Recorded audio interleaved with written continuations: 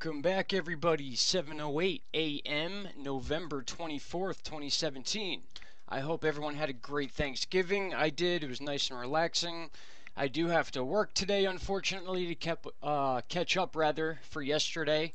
It's me and just a couple employees today, but I wanted to share a few things with you, a little bit of a different video today than our normal weather stuff. I didn't really have time to throw together all my charts in order to give you guys an accurate video that would be worth posting. So, just right off the bat, at the end of this video, I have a few time-lapse shots I took of a couple sunrises that came out pretty cool. So I think a lot of you might like them towards the end here. But one thing I want to point out, for those of you that are into the space stuff and that watch these SDO cams and the LASCO C3 cam and LASCO C2s, which I'll bring up in a moment, I want you to notice this is the 48-hour view of our sun. We get to watch this all the time. It's a live view, basically. As the frame ends, that's where we are right now in current time. So it gives you the previous 48 hours. Now I want you to look at my mouse here. First, we have a coronal hole here, which sometimes they can be a bit of a concern to Earth, because that is where solar material comes from. It's basically a break, if you want to think of it this way, in the ozone layer of the sun, which is allowing material to come out of it, and now it is Earth facing. So as this thing turns right around here, it would be facing us Earth. Now we are just a little bit below the equator of the sun, so more times than none we would be more worried about the lower ones down in this area. But at any time, these coronal holes, they basically are openings in the atmosphere, just like I said, or our ozone layer, for example. That's not an exact comparison. I'm just using it for those of you that don't really understand as much about the sun as we do when we talk about the weather. But these holes are significant. They are always watched. But what I really want you to look at is right in this area here. It starts here. This is called a filament. Now, sometimes these things will release off the sun. You'll see them start to get very dense. They turn into very dense lines, and you can almost see this one doing it. And if we were to have a profile view, like for example, if this was over here making its turn around the back of the sun, we would actually be seeing this thing sticking off the sun like a big arc. And sometimes these things release, causing CMEs, or they're called filament releases. And basically what happens is the SDO captures images of these filaments, and they come in all different wavelengths and stuff like that. I'm going to start digging into a lot more of the detail of this stuff and teach you guys what to look for on these charts. These charts can be really, really interesting to watch. You see some cool things. But as far as this specific filament I'm talking about, it's just got a very interesting shape to it. It's getting very dense. And right now, as that last frame ends and it restarts, that is considered Earth facing. So if in the next couple hours this thing decides to release, we can expect all that energy within 36 to 48 hours to eventually reach us. And it's been studied. It's not a proven fact, but it's been studied and talked about that these things that come off the sun can actually cause disruptions on Earth. Radio blackouts, cell phone disruptions, even as intense as causing seismic activity. Sorry, still morning, still drinking coffee, and can bring an uptick in earthquakes. So, and also, I don't know if you guys have been reading, but we've been there's been some articles about the Earth actually slowing down in its spin, and they're trying to figure out why, and they believe that they can link that to a possible uptick in earthquakes as well. So basically, to get to the point here, is if this thing releases, that's going to launch a lot of solar material right at Earth. So what we want to see is we want this thing to stay as is. We want it to move around this way and get to at least about this area before it would be safe to where if it did release, it may skim Earth. Because we gotta realize, guys, Earth basically is like the size of my mouse cursor here, probably even smaller compared to what the sun is, probably the speck of it.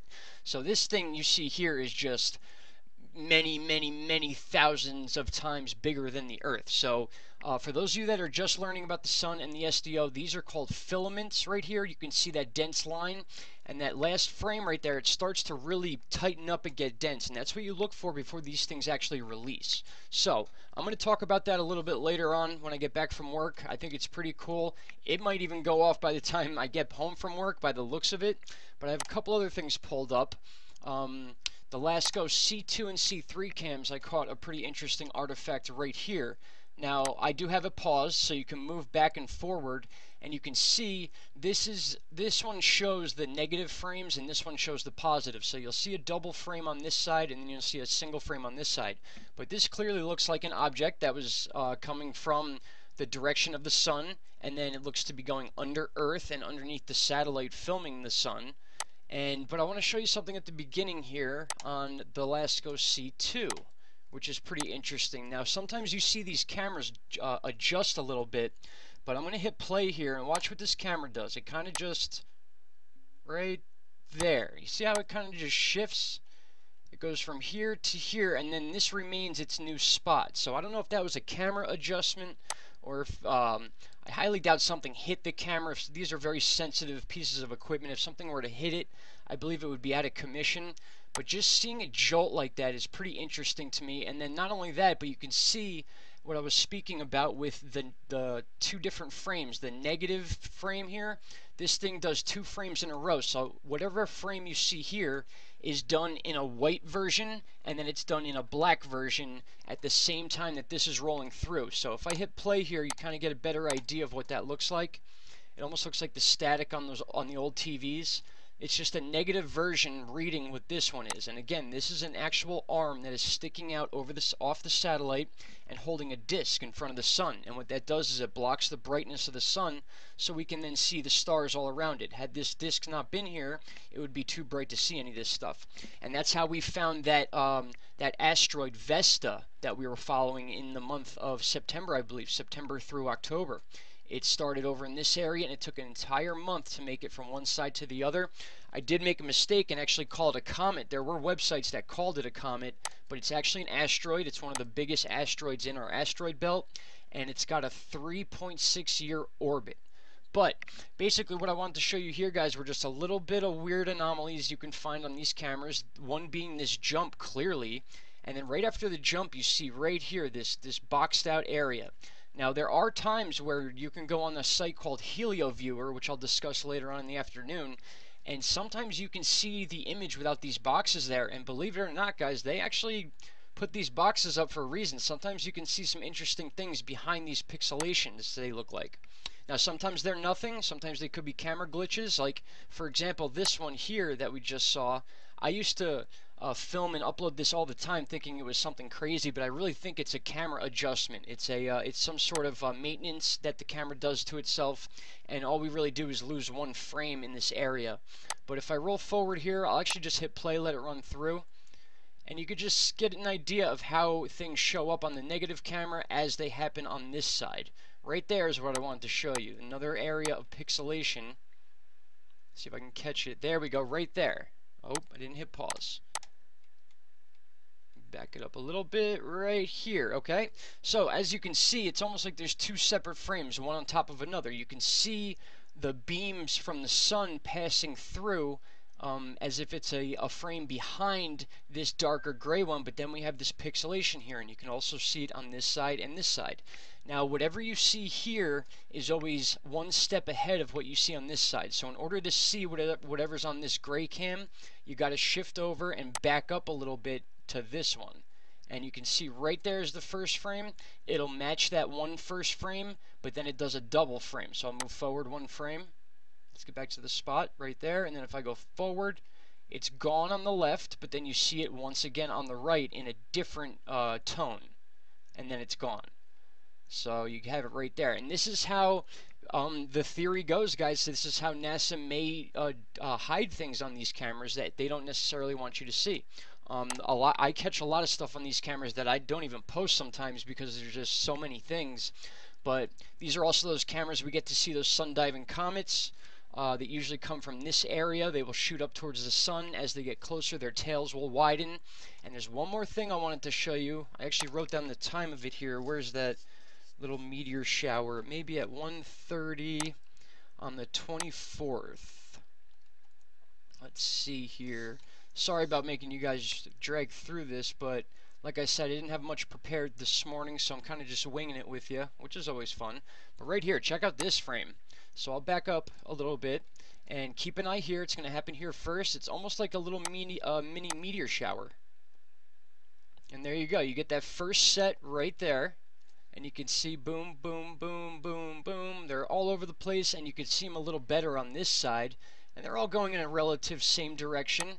And then if we move forward another frame or two, you can see them even better. They turn dark here. So that could be a little bit of a meteor shower. We're still dealing with the Leonid meteor shower that just came and went. I'm not sure if this is actually that.